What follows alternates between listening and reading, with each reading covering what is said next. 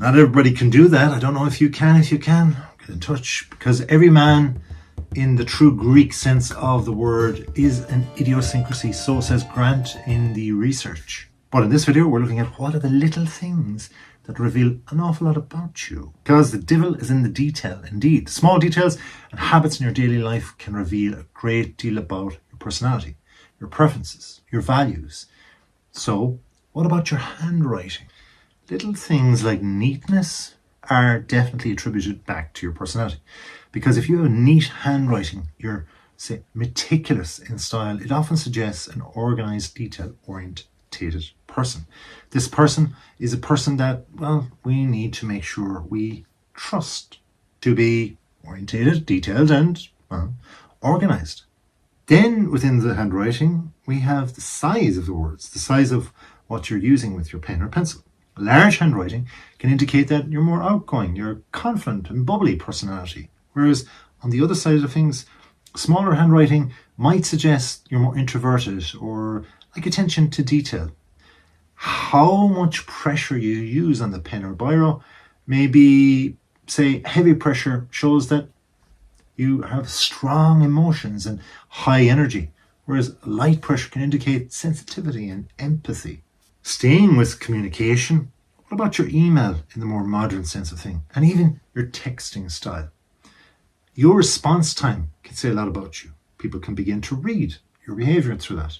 Quick responses can imply efficiency and eagerness to communicate. Great to see you. How are you?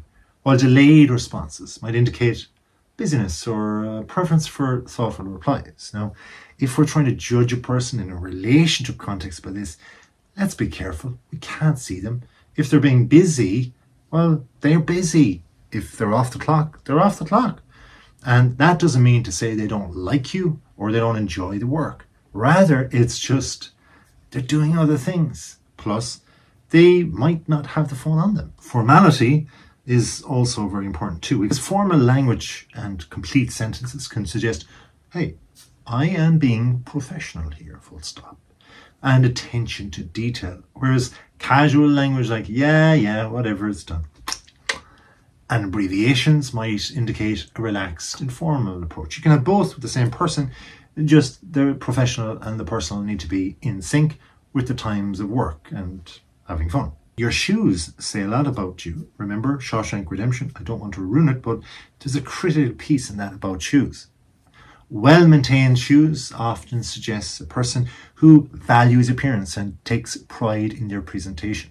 Then on the other hand, it's worn-out shoes time, and that's, well, and you could be worn out because it may indicate frugality or that you're practically broke. Stylishness of your shoes could be trendy shoes. And this could mean that you're very much with it, fashion conscious, an outgoing personality.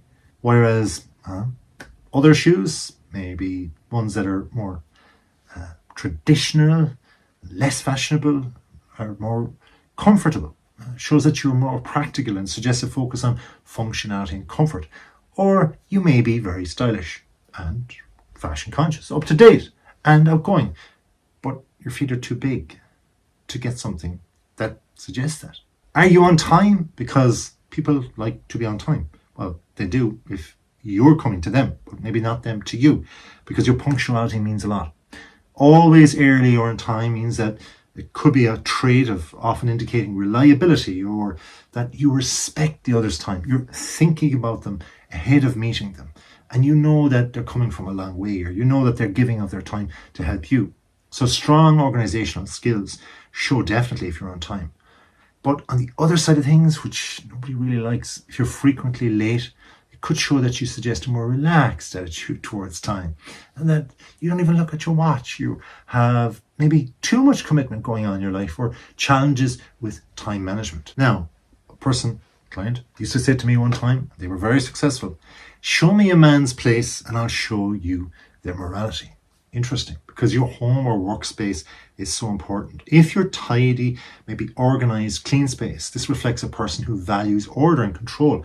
Whereas on the other side of things, if you're cluttered, it may show that maybe you're creative, but also you could be blooming lazy. Then watch them eat. Don't stare though. But the speed is interesting because fast eaters might be trying to do things all at once, grabbing something, watching the phone, checking out the paper and the screen.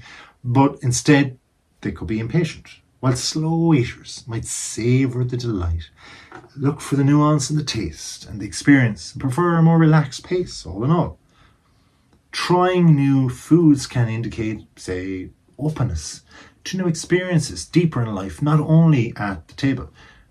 While sticking to, say, familiar foods might suggest a preference for stability and routine and structure. Do you really listen? Because it means an awful lot. Active listening and maintaining eye contact, nodding and having follow-up questions suggests empathy and strong interpersonal skills. But if you're interrupting the whole time, you're frequently saying, yeah, but, I get what you don't get what you mean, but it means you probably are over-eager to contribute, or you might suggest have patience to them because that's what they don't have, or maybe they're even just self-centered. What about the social media behavior? It's a huge big thing nowadays. Frequent posters may enjoy sharing their life and staying connected. It's not about being out there and trying to be followed by everybody. It just might be, let's just give this to somebody who might use it. While those who rarely post might value privacy or be more reserved. And what you post, sharing personal achievements and happy moments that can show your positive outlook and confident. While more curated aesthetic content might suggest that you have a keen sense of style and attention to detail. What about your hobbies and what you like to do? Pass the time. Well, if you're an active, sporty type, outdoorsy, hiking type person, it shows that you're energetic and you like social interaction. Whereas being more creative can suggest you like maybe painting or writing or playing music. Maybe you're more introspective in your ways. Whereas if you like to read or solve puzzles, it might indicate that you love learning and problem solving, and this stimulates you intellectually. What about your manners? Being consistently polite, please and thank you, means that you've a good upbringing. It's just welded into you from the start. Table manners could show that, well, good manners are reflecting a person who values the social norms and etiquette. Your shopping habits are two very interesting things too. Impulse buying.